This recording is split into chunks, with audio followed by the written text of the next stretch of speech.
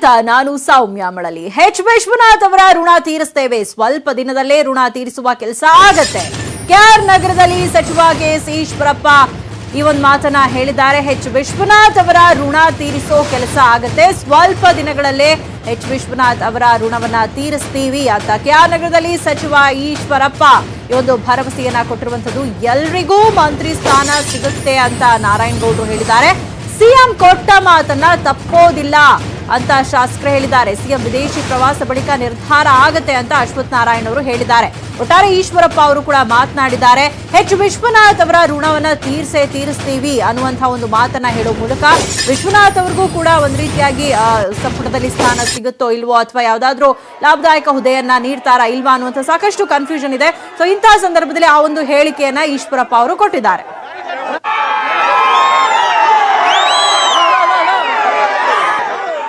ಯಾರು ವಿಶೇಷವಾಗಿ ಕಾಂಗ್ರೆಸ್ ಅಭಿವೃದ್ಧಿ ಕೆಲಸ ಮಾಡ್ತಾರೆ ಭಾರತೀಯ ಜನತಾ ಪಾರ್ಟಿ ಅವರಿಂದನೇ ಇವತ್ತು ರಾಜ್ಯದಲ್ಲಿ ಭಾರತೀಯ ಜನತಾ ಪಾರ್ಟಿ ಸರ್ಕಾರ ನಡೀತಾ ಇದೆ.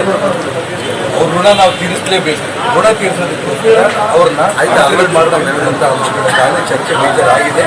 ಯಾವತ್ತು ಏನು ರಾಷ್ಟ್ರೀಯ ಅಧ್ಯಕ್ಷರು ಮುಖ್ಯಮಂತ್ರಿಗಳಾದಂಥ ಯಡಿಯೂರಪ್ಪಜಿಯವರು ಈಗಾಗಲೇ ನಮ್ಮ ಗೃಹ ಸಚಿವರು ರಾಷ್ಟ್ರೀಯ ಅಧ್ಯಕ್ಷರ ಜೊತೆ ಈಗ ಮಾತಾಡಿದ್ದಾರೆ. ಅದ್ರ ಬಗ್ಗೆ ಸಾಕಷ್ಟು ಚರ್ಚೆ ಆಗಿದೆ. ಅವರು ವಿದೇಶ ಪ್ರವಾಸದಿಂದ ವಾಪಸ್ ಬಂದ ತಕ್ಷಣ ಮತ್ತೊಮ್ಮೆ ನವದೆಹಲಿಗೆ ತೆರಳಿ ಈ ವಿಚಾರದಲ್ಲಿ ಎಲ್ಲ ಇತ್ಯರ್ಥವನ್ನು ಮಾಡಿ ಸಂಪುಟ ವಿಸ್ತರಣೆ ಆಗುವಂಥದ್ದು ಖಚಿತ. ಒಂದಿಷ್ಟು ದಿನಾಂಕದ ಒಂದು ತಡ ಆಗಿದೆ, ಇದು ತ್ವರಿತವಾಗಿ ಆಗುತ್ತೆ ಅನ್ನೋಂಥದ್ದು ಹೇಳಕ್ಕೆ ಇಷ್ಟಪಡ್ತೀನಿ. ಎಲ್ಲರಿಗೂ ಸ್ಥಾನಮಾನ ತುಂಬ್ತಾರೆ ಅಂತ ನಮ್ಗೆ ವಿಶ್ವಾಸ ಇದೆ.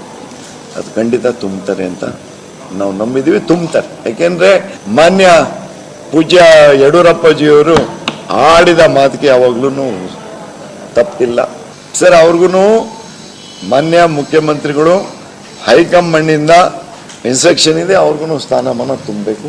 17 ಜನಕ್ಕೂ ಯಾವುದೇ ಥರದ ಅನ್ಯಾಯ ಆಗಲ್ಲ ಅಂತೇಳಿ ಮೇಲಿಂದಲೂ ಆರ್ಡರ್ ಬಂದಿದೆ. ನಮ್ಮ ಮುಖ್ಯಮಂತ್ರಿಗಳು ಸಹ ಖಂಡಿತ ಮಾಡ್ತಾರೆ ಅಂತ ನಂಬಿಕೆ.